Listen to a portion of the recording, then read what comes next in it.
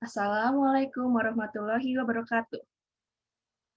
Selamat siang, perkenalkan nama saya Viniat Matakusuma, dan kali ini saya akan presentasikan hasil kerja UAS saya yang berjudul Spark Platform. Dan inilah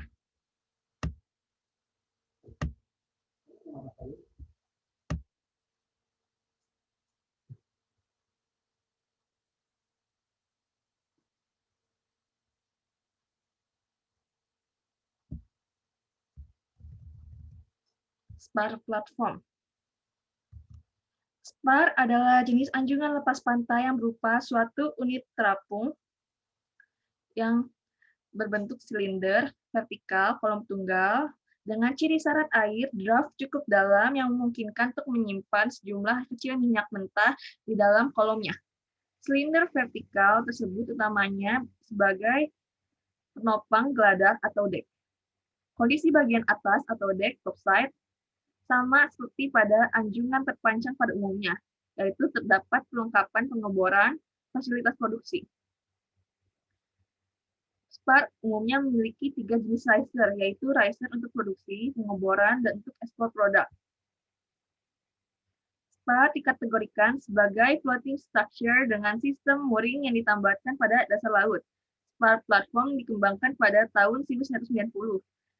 Dan jenis Spark platform yang pertama kali install itu adalah Neptune Spark pada tahun 1996 di Teluk Meksiko. Dan tahun-tahun selanjutnya, Spark menjadi platform yang sering digunakan dalam proses eksplorasi minyak. Mengapa kita memakai Spark platform?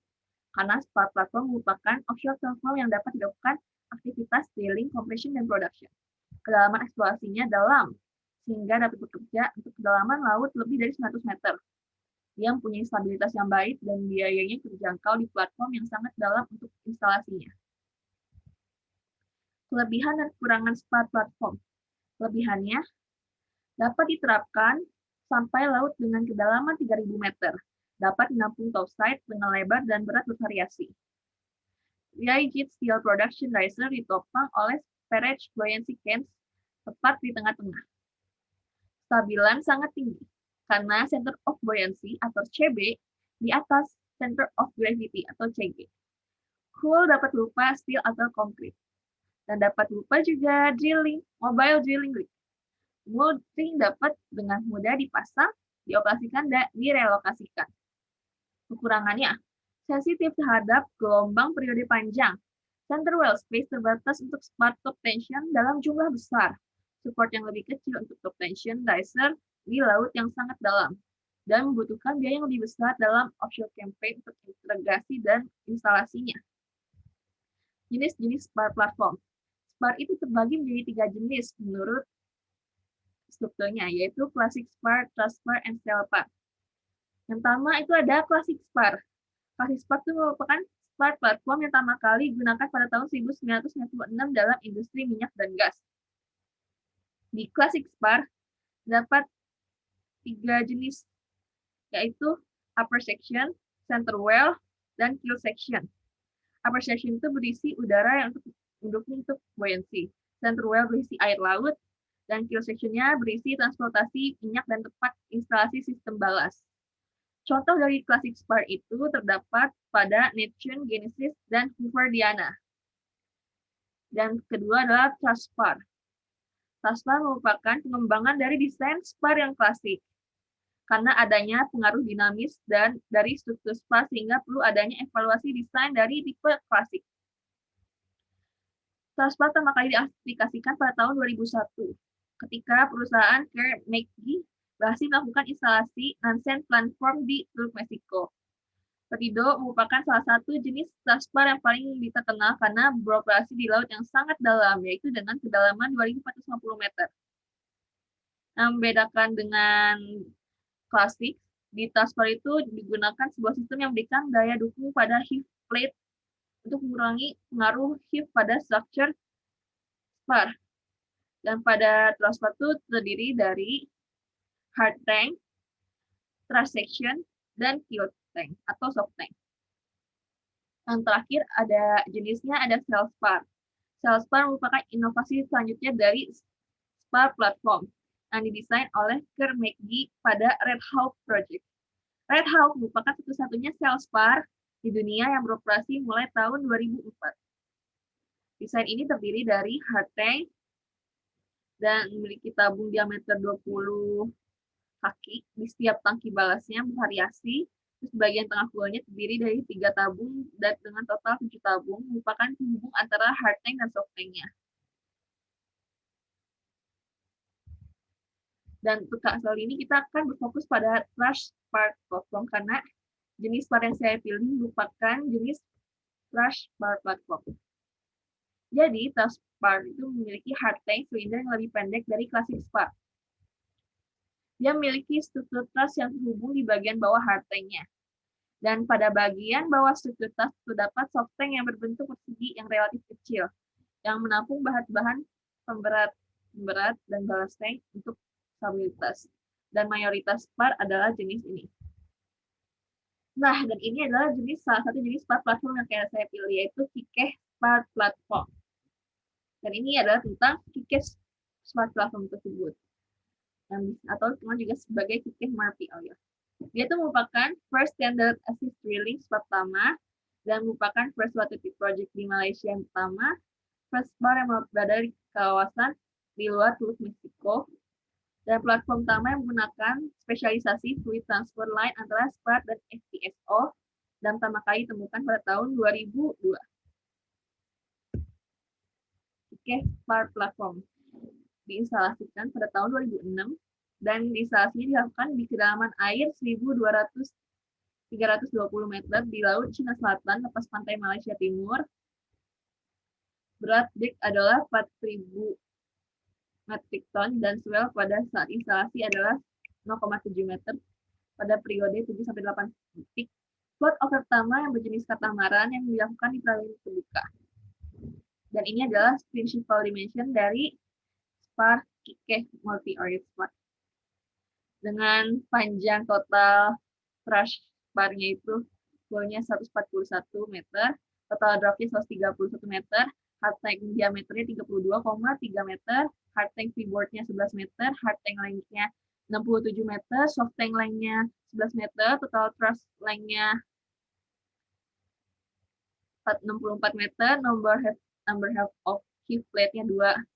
Key plate size-nya 32,3 meter persegi, thrust leg spacing-nya 22,86 meter, vertical thrust member diameternya 1,6 meter, diagonal thrust member diameternya 0,75 meter, dan beratnya 51.000 ton, jarak ke COG-nya dari kil 81,72 meter, dan structural damping ratio-nya 0,1, wave period-nya 13,1 second, wave height-nya 12 meter, water depth-nya 1.330 meter, drag coefficient-nya 0,7, dan inertia coefficient-nya 2.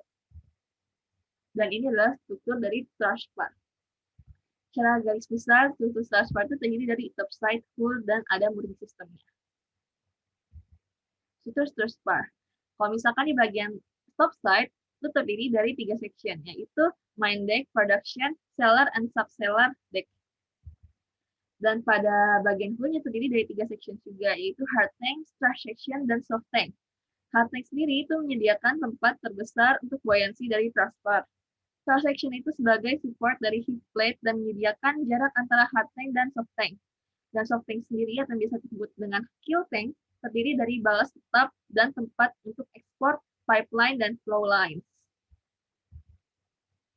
Dan ini adalah salah satu komponen dari hard tank. Komponen yang terdiri dari hard tank itu terdapat crane jack yang paling di bawah cellar deck atau yang paling atas yang berguna untuk mooring system sebagai transportasi untuk mooring systemnya.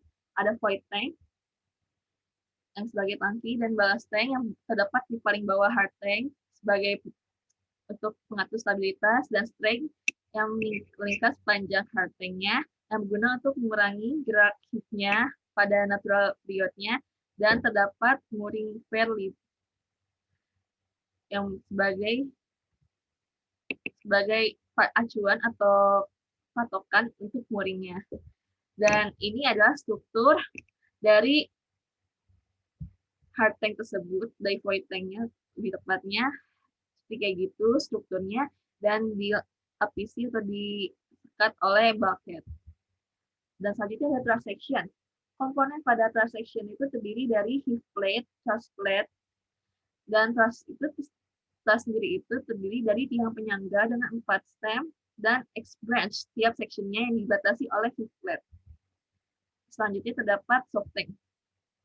Dan di soft tank terdapat balas fixed tanks yang berfungsi dalam stabilitas spar dan menjadi titik penentuan dari gravitasi dan menjadi penyangga untuk top tension riser dalam ekspor hasil produksi ke FPSO. Dan kalau misalkan si kicknya itu sendiri, dia itu terdiri dari banyak komponen. Dia itu terdiri dari spar hull gravity unitnya atau sparnya sendiri yang terdiri dari 10 line semi-taut mooring system. Ada semi-submersible yang digunakan untuk TAD-nya atau tender assist drilling-nya yang dihubungkan dengan sparnya. Ada 4 TAD preset mooring lines-nya dan ada FPSO-nya dilokasikan 1,6 kilo dari sparnya. Ada mobile offshore drilling unit-nya yang terdapat mooring juga di beberapa lokasinya dan berbagai jenis pipelines dan wellhead dan lain-lainnya. Dan selain itu, pada spar hull yang berada di kikil itu juga terdapat berbagai macam perlengkapan, yaitu ada fendering system, maneuvering, shooting, line choke, temporary ballasting, deballasting system, dan shock shell. Fendering system itu berfungsi sebagai penjaga dari si pipa-pipanya dan external piping systemnya dari some stray flow transfer lines-nya yang didesain dan untuk menjaga dari impact dari si float over barge-nya atau si tongkang yang terapungnya.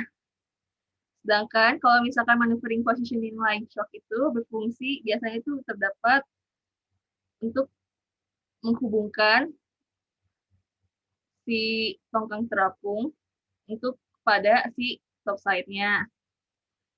Dan sedangkan temporary ballasting system itu berguna untuk itu terdiri dari piping loop yang berada di upper deck spar-nya yang berfungsi untuk stabilitasan.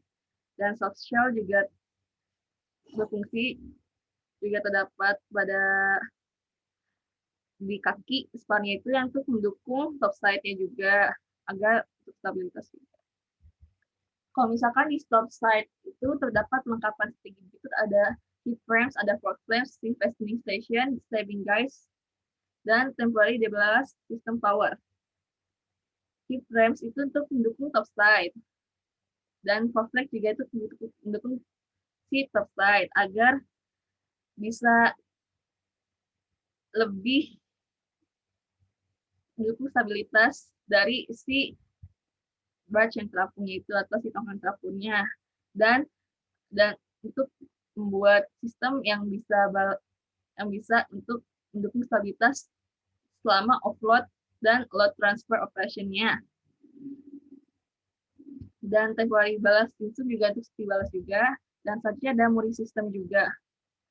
Kalau misalkan dalam truss section truss spar itu biasanya itu menggunakan taut leg mooring system dan catenary mooring system.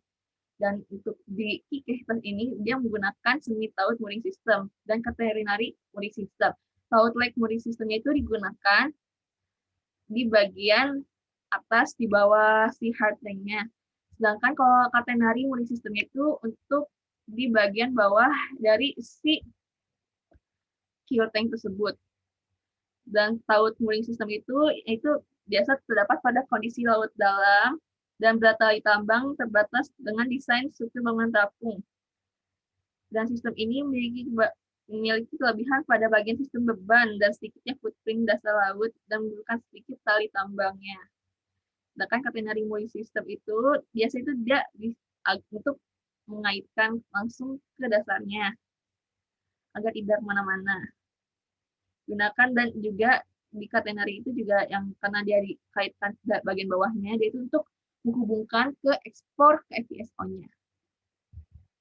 Dan ini adalah referensi yang saya gunakan.